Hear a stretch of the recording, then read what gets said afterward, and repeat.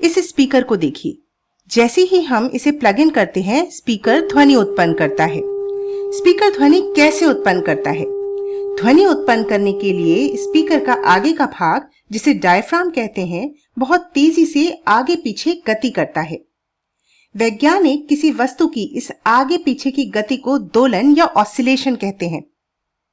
यह स्पीकर इतनी तेजी से चल रहा है कि हमारी आंखें इसे देख भी नहीं सकती। लेकिन अगर मैं इस पर कागज का एक टुकड़ा रखूं तो आप देखेंगे कि डायफ्राम के दोलन की वजह से वह कागज के टुकड़े से टकरा रहा है और उस टुकड़े को नचा रहा है। डायफ्राम का यही दोलन उसके सामने मौजूद वायु को भी आगे पीछे गति करने पर मजबूर कर देता है। लेकिन यहाँ एक रोचक बात है, डायफ्राम के सामने वाली वायु वास्तव में स्पीकर से दूर गमन नहीं करती। स्पीकर के सामने मौजूद वायु के अणु बस अपनी माध्य स्थिति पर ही आगे पीछे दोलन करते हैं। अब सवाल यह है कि अगर स्पीकर के पास की वायु आपके कान तक पहुंचती ही नहीं तो आप आवाज कैसे सुन पाते हैं? इसका कारण यह है कि स्पीकर के ठीक सामने वाली दोलन करती वायु अपने आगे वाली वायु में भी विक्षोभ पैदा करती है। यह सिलसिला एक के बाद एक आगे बढ़ता रहता है जब तक कि आपके कान और कर्णपटह यानी ईयर ड्रम के पास वाली वायु दोलन करना शुरू ना कर दे। चूंकि आपके कान के पास वाली वायु गति में है, इसलिए इसमें गतिज ऊर्जा यानी काइनेटिक एनर्जी होती है। यही ऊर्जा आपके कान के पर्दे तक संचरित होती है, जिसे आप ध्वनि के रूप में अनुभव करते हैं। तो इस स्पीकर ने वायु को स्वयं स्थानांतरित किए बिना माध्यम के जरिए ऊर्जा को आप तक पहुंचा दिया, जिसे आप ध्वनि के रूप में अनुभव करते हैं। यहाँ एक तथ्य समझना बहुत जरूरी है। ऊर्जा पूरे कमरे में संचरित हो रही है, लेकिन वायु स्वयं पूरे कमरे में गमन नहीं कर रही है।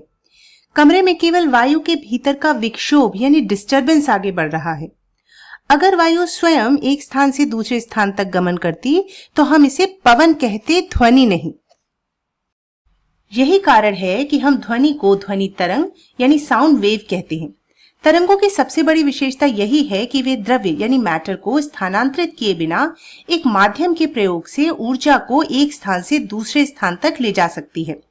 माध्यम यानी मीडियम उस पदार्थ को कहते हैं जिससे होकर तरंग गुजरती है।